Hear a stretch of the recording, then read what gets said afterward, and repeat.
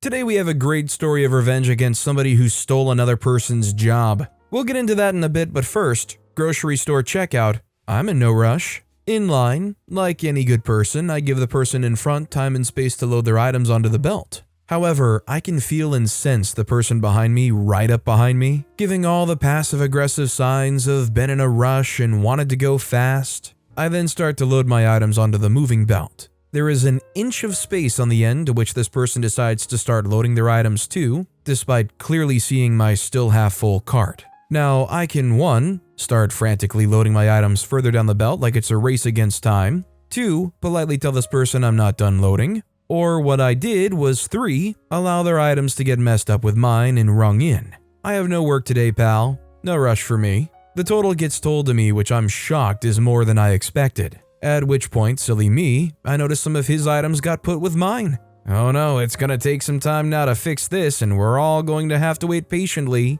I shot him a look of, yeah, I knew. I will add this is in Canada, so neither of us said one word to each other, but my actions just screamed, slow down and wait for freaking heck. The only reason I slightly understand the offender here is because I find when you have to check out with a cashier to be one of the most awkward times. I mean, that's just me being a total introvert, I think. But man, do I hate the game of pretend small talk that you for some reason have to make with the cashier. Nice day, the weather's cold out there, isn't it? Or God forbid they comment about anything I'm buying, which just completely annoys me. I remember one time I went and I got a box of chicken from the deli. I'm in the checkout and the person goes, "How many people you feeding?" How do you even respond to that? Just me, I guess I'm gluttonous. Or maybe you mix it up and say you've got a starving family at home that you're rushing it to. Also, hi, I'm Steven, and if you guys enjoy awesome stories of revenge, why not hit those like and subscribe buttons down below? That said, our next story is, try to sabotage my relationship?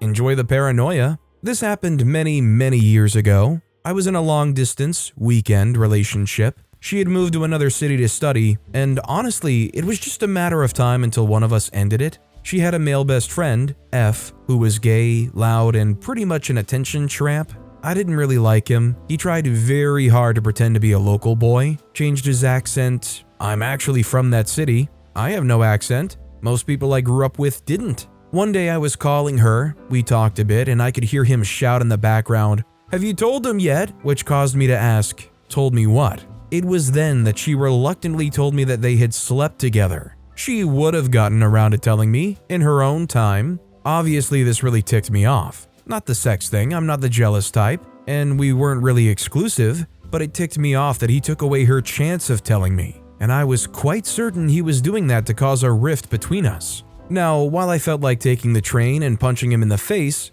I also realized that this was not the most mature reaction I could have. Also, illegal. So, while sitting in my room and stewing, I came up with a slightly better idea. As I said, I grew up in that city. I still had some friends there, so I called my former classmate Allie. I explained to him what I wanted to do, and he found the idea hilarious. He took the idea and ran with it. F was living in a hip but affordable area with plenty of foreigners, especially Turks and Arabs. Ali and his brothers are Turkish, so totally fed in. What did they do? They went to his flat at a time when I knew he would be there. He always watched this one show religiously. They knocked, and when he opened the door, they told him that they knew he was selling drugs to kids and that they were watching him, and if they caught him… Of course, he wasn't selling drugs to kids, but he did introduce my girlfriend to cocaine. She didn't like it, but this shook him up a bit. For craps and giggles, Ali and his brother, and later even some of their friends, would follow him a bit until he spotted them. They only did this a few times, but paranoia is a great equalizer, and he soon saw people following him everywhere. Every time he saw a Turk or Arab, he thought they were following him. He totally freaked out, and after 3 weeks, he moved back home to his mother, far away. Oh, and the girl and I split up a few months later, amicably. I mean, respect to OP for being much more comfortable about their relationship than I ever would have been. I mean, I guess OP said it was kind of a loose thing anyways. But in a way, I almost have a hard time believing it truly was because he took away the chance for her to tell OP, and really because they did do that together. Our next story is, whatever you can do, I can do better. Browsing through some of the posts on here with a customer, and she relayed to me a petty revenge story of her own. For this story, we'll call her Kate. Also note this happened before COVID.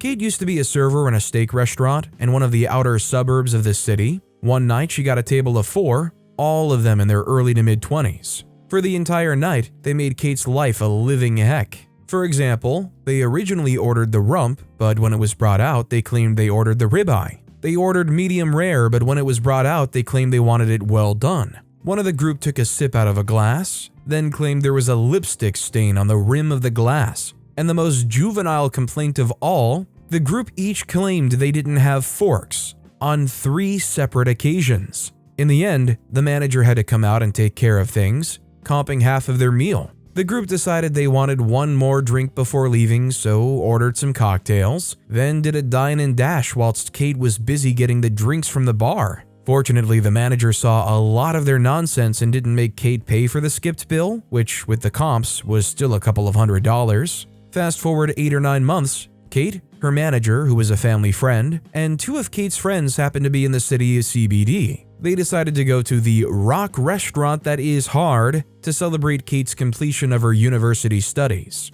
They enter, get seated, and guess who was their server? None other than the ringleader from 8 months prior. She didn't recognize Kate and the manager, but Kate and the manager certainly recognized her. Petty revenge time. Kate and her table decided to act exactly like the other group did 8 months prior. They complained about everything, orders being stuffed up, cutlery missing. When it came time to settle the bill, Kate and the manager wanted to speak to this restaurant's manager. When he came over, Kate and the manager started talking about what the server did 8 months ago at their restaurant, and the manager even had a photo of the docket for that night on her phone. When I asked Kate why someone would keep a photo of a docket for 8 months on their phone like this, Kate said she had no idea, but the manager used to take photos of the dockets for dine and dashers when it would happen. This restaurant's manager called the server over, asked her a few questions, showed her the docket from 8 months prior, and then he comped the entire meal for Kate and her table, saying it was going to come out of the server's tips. I mean, it's good revenge, but my question is, can they do that? Are they allowed to withhold servers' tips like that? Our next story is Slide 45, lil buddy. So I was sitting in bed, doom scrolling through TikTok as usual, when I left a comment expressing sympathy to a sexual assault victim, talking about her trauma. Soon afterwards, another user replied to my comment with, Slide 45, lil buddy. These sorts of comments are all over TikTok right now. Saying slide so-and-so is Gen Alpha's way of telling you that they find your comment so cringe, they're going to put it in a slideshow of cringe comments, or something like that. Normally I wouldn't even care, but I'm on my period and I'm sleep deprived because I'm in desperate need of a root canal I can't afford, and when I lay down at night, the throbbing pain keeps me awake. So I became blind and deaf with rage. I went to his page to see if he looked as stupid as he sounded, and he did. He was a greasy little 12-year-old boy from the Bronx with a bowl cut and that empty-headed iPad baby stare. I know he's 12 because he put both his age and his height, 4'11", in his bio. He had about 350 followers and made content about memes and his collection of hoodies. I decided that someone who was already Tanner Stage 2 and not even at the minimum height for most amusement park rides shouldn't be allowed to mock SA victims or the people trying to make them feel less alone. So I reported his account as underage and got him banned. The very definition of petty, but it tickled me a bit. Go make a new account, lil buddy. Hey, I mean, as a person who doesn't particularly care for TikTok all that much, this is a huge W in my book. The fact that they were able to report somebody for treating another person and they actually had some kind of infraction. I mean, shoot, I would have taken like the comment just being deleted or something. Or they forcibly can't reply to you or something. I will say though, TikTok comments are brutal. People do not care on that app. Our next story is steal my parking space, enjoy the fine. Me and my girlfriend started renting an apartment in August. My girlfriend had a few weeks left of her job as city over, and due to that, my girlfriend needed a car. Since she worked late evenings, it would be almost impossible for her to find a parking space close to our apartment at around 9 p.m., since all parking spaces would be filled at around 4:30 p.m. We both decided to pay $90 per month for the parking garage under our apartment. After a few weeks, my girlfriend started working closer to our home and the need for a car disappeared. The lease wasn't up on the parking space, so we decided to use it as a reserve parking space in case friends or family came over. Since the parking space is usually empty, people have started parking in our space. We usually call parking security and they put a fine on the car. This time I chose to be nice. A blacked out BMW was parked in our space, and I found out who owned it. I called them with the intention of asking them to move the car politely. The owner of the car was a 30-year-old man. I rang him up and he picked up the phone. Silence. He was silent for a solid 5 seconds before I hesitantly said, "Hello?" He responded, "Who is it?" in an annoyed voice. "Hello, my name is OP." "OP who? From what company?" I said, "Oh, I'm not from a company. I just live in the same apartment complex as you and was Go the freak away." And then he hung up the phone. I then called parking security and 10 minutes later, there was an $80 fine on his car. I tried calling him again to tell him that there was a fine on his car and a tow truck would be there to pick it up later that evening if he didn't move the car from our spot. But when I called him, I got a very warm and pleasant response. "Stop freaking calling me," and he hung up. Later that evening, I saw a nice blacked out BMW on the back of a towing truck. See, I think the problem here is OP tried calling the person. They probably should have just straight up texted. 99 times out of 100, if anything can be dealt via text instead of phone call, I much rather prefer that, even if it's a more immediate thing. Our next story is, I thought you wanted to take your time. On my way to work this morning, a guy on a 6-lane highway, 3 lanes going each way, would not get out of the left lane. I'll grant him that he was going a couple miles per hour over the speed limit, but this is a city where most drivers will average 10 plus over the limit consistently. Once there was a break in traffic, the guy still wouldn't move, and about 10 cars, one after another, had to pass him on the right side. And he just sat there and waved at everyone with a smile on his face. A few miles up the road, I get to my exit, and while waiting for the light, who should appear behind me but the smiley man himself? We ended up making the same next 2 turns to a long stretch, single-lane road that went to a couple dozen businesses. I decided I wasn't in as much of a hurry as I once was, and decided we could probably take it a little slower than normal. Say 10 miles per hour under? Smiley is no longer smiley. He's tailgating me hard, red in the face, holding his middle finger up with as much force as he can muster. Eventually, he turned into his office, and I went on my way at a normal speed. But getting his blood pressure to spike for a couple minutes was fun. I mean, I'm sure it was more than satisfying, but people who have some semblance of road rage, I just have a general personal rule to not mess with. When it comes to operating multi-thousand-pound machinery, it's probably for the best that you don't become the tipping point for what may have been somebody's worst day ever while operating said machine. Our next story is, how was your break? A small revenge story. I, 48-year-old female, dated a guy, 45-year-old male, for 2 years. We were serious about each other and, in his words, had no lies for each other and were each other's number one person. We got into a tiff about something minor. He decided he needed a break to focus on work. So, fine. I have things to do also, and we were together a lot, so I could catch up on friends during the break. A few months later, I found out he had basically moved in the day he packed his stuff with one of my casual acquaintances about 50 miles away. Not gonna lie, I was really hurt and very sad. A punch in the gut. About 5 months later, apparently it didn't work out, he wanted me back. He was traveling for work at the time and offered for me to come visit. I agreed. He sent me proof of plane ticket, paid my airport parking, and bought tickets for us to a concert. I never left home. He had to eat the ticket. I got the parking money, and I assume he found some bimbo for the concert last minute. I'm no one's second choice, but dang was he mad. Good on OP for having their sense of self-worth. They weren't going to be this sad rebound. This guy's, well, they're there, so why not option. Our next story is, show up late to your reservation, enjoy having your time docked. So I work at an escape room. We have set times for each room because they run for 60 minutes.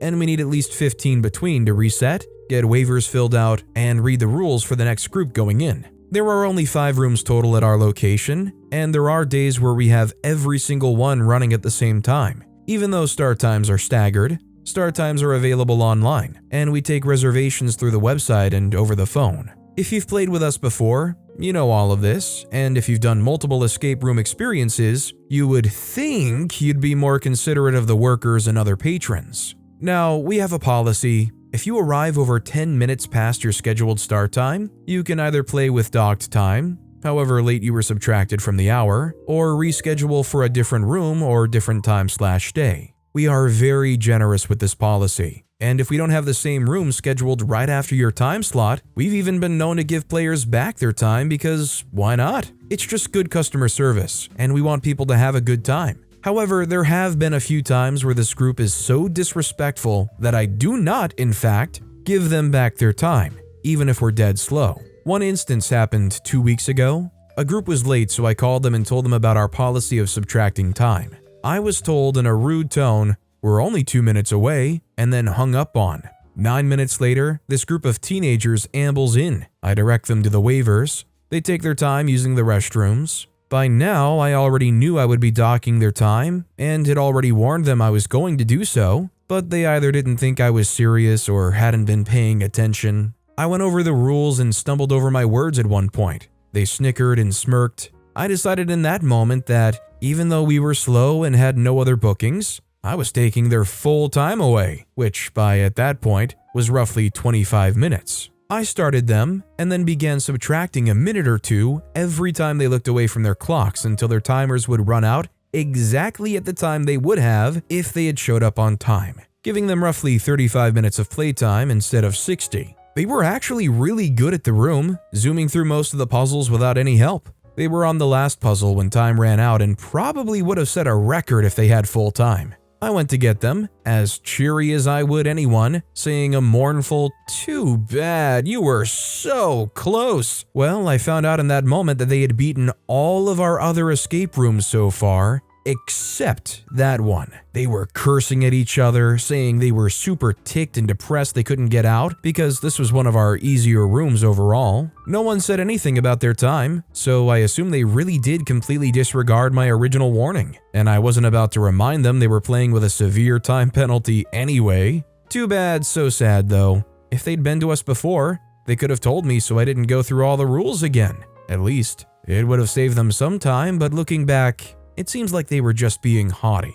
100% it pays to be grateful sometimes. Some people, something comes up, they're late, or, it's just in their nature. Sometimes they're just usually late to things. But if they roll in and you're being the kind of person who's late because they're just that kind of person who's disrespectful enough to not care, and you make a good job of showing it, nobody's going to help you out. Nobody's going to stick their neck out there. Our next story is, forced me to come in with the flu? Everyone is now sick. Back about 15 years ago, I worked in an assisted living facility. Not only did I work there, but I lived on site as the night manager. The company was owned by a family and managed by a fellow that thought he was hot stuff. After a few months of working there, I came down with the flu. I had a high fever, body chills, you name it. I was sick. I tried to call out, but my manager told me to come in. He didn't care how sick I was. I did tell him what a horrible idea it was for someone as sick as me to be around a vulnerable population, such as the elderly, but he didn't care, threatened my job and everything. So I dragged myself in. I was there for a few hours and must have snotted, sneezed, and breathed my plague breath on everyone and everything. Eventually, I was sent back to my rooms after some residents complained that I was basically a zombie. A few days later, and feeling much better, I heard from my manager. I'd managed to get the whole office staff and other residents sick. He told me he regretted making me come in given how sick I was and how I got everyone else sick. I told him I was sick. I don't know about this one, to be honest. Like, if you know you are sick, you should just straight up maybe even just go to the doctor instead of coming in. Like, I would have just gone and gotten a doctor's note and spared all of the people in this assisted living facility from possibly catching that. I mean, I imagine the colds or the flus go around easy enough in these kinds of places without OP's assistance, but still. I don't want to be the thing that finally knocks out grandma.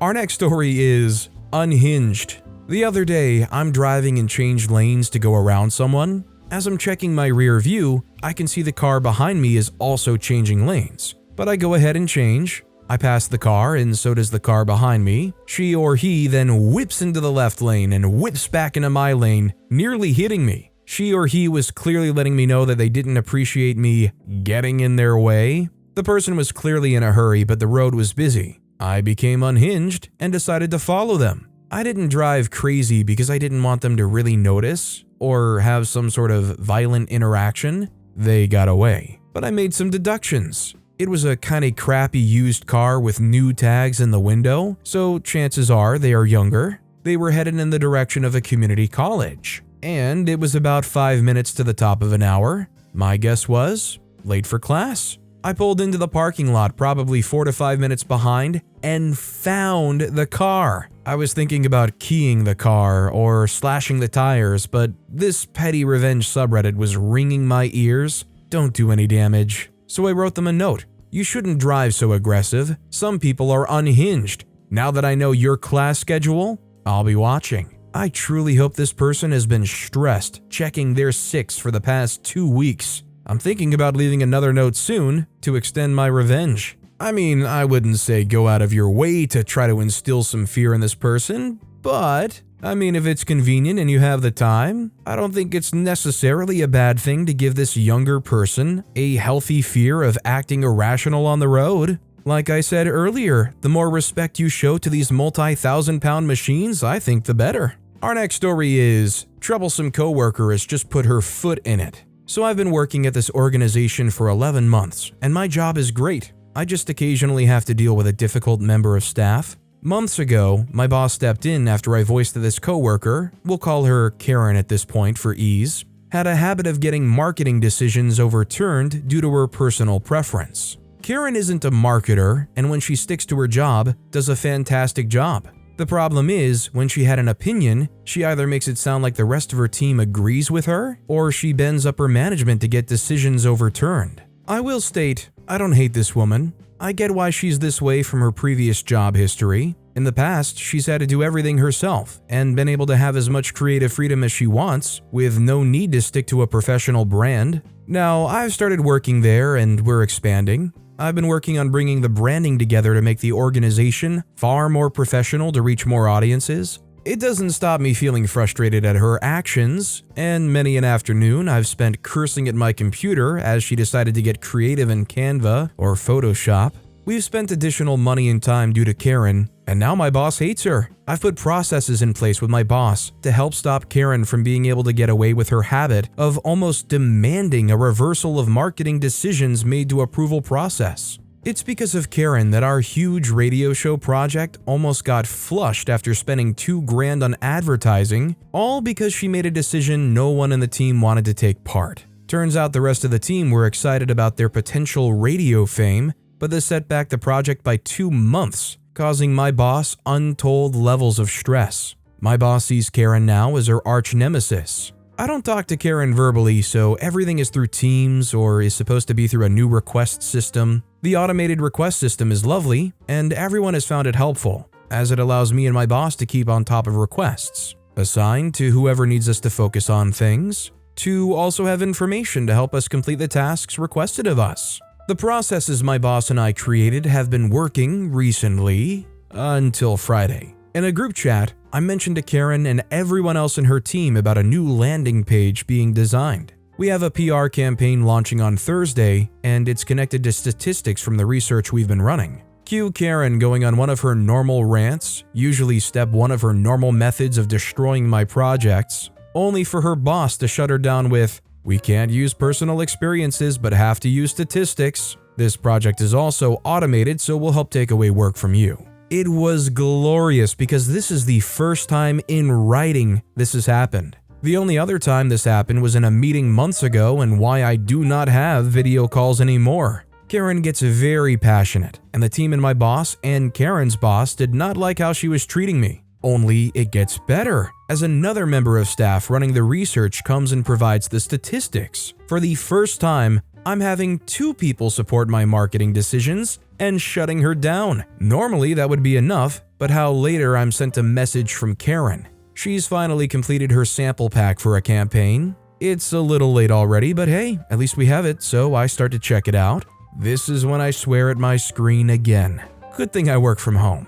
She's decided for a one-off week to create a new logo mixing various aspects of existing brands together. We have a set of branding where we have a typography logo and a matching icon. Said icon can only be used for that brand. She's taken the icon to create a new brand. Brand guidelines are really clear on the use of the logos. and we have templates created with a very set typography in terms of location, size, font, and color. Trying to be diplomatic and to help her save face, I message asking her where the logo has come from, as logos need to be approved by my boss. We work different hours, so I've finished work by the time I get a response. I was expecting a "sorry, I made it, I can remove it," but instead she's done the stupidest thing and decided to step her foot in it. "I didn't think it was a big deal. I've emailed your boss." The email is going to my boss, who hates her, showing that she's decided, despite many warnings, to get creative with branding for no reason,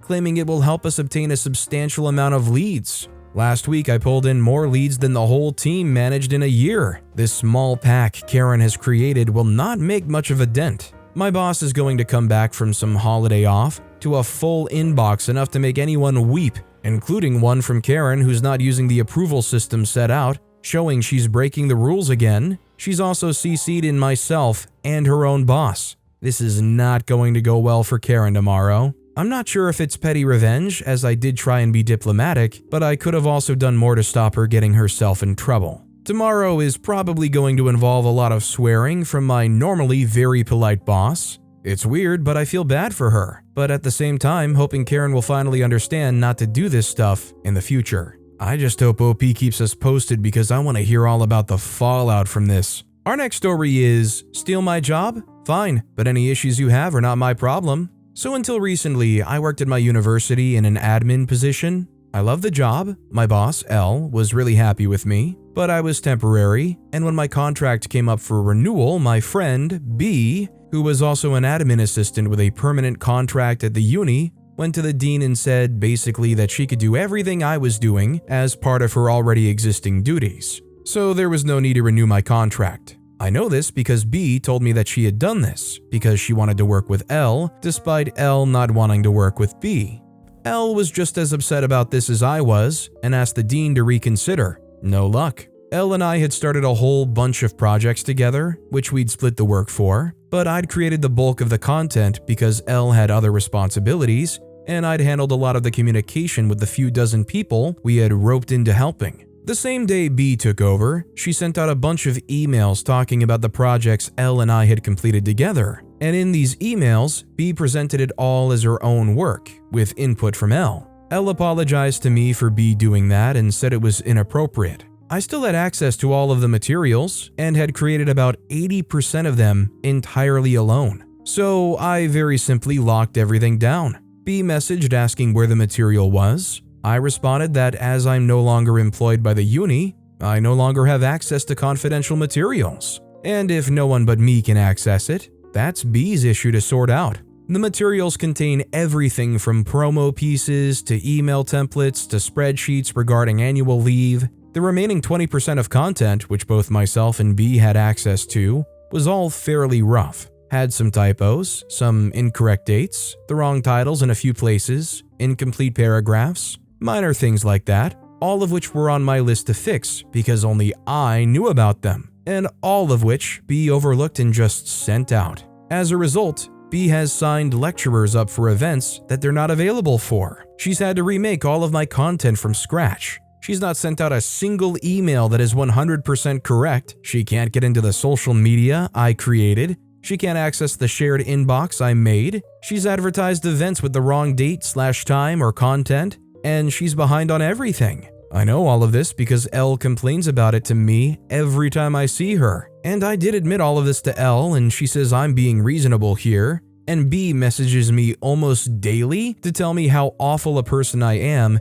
because I won't share any resources with her. It's the only reason I've not blocked B. The updates. I'm also getting regular emails from various departments and people who don't know B has taken over my job yet, asking why they've been put down to present a talk at uni on a day they'll be on another continent or something like that. And I've just responded that this is B's job now, but everything was fine when I left. So clearly, whatever happened, B needs to fix it. B now hates me, but that's not my problem either.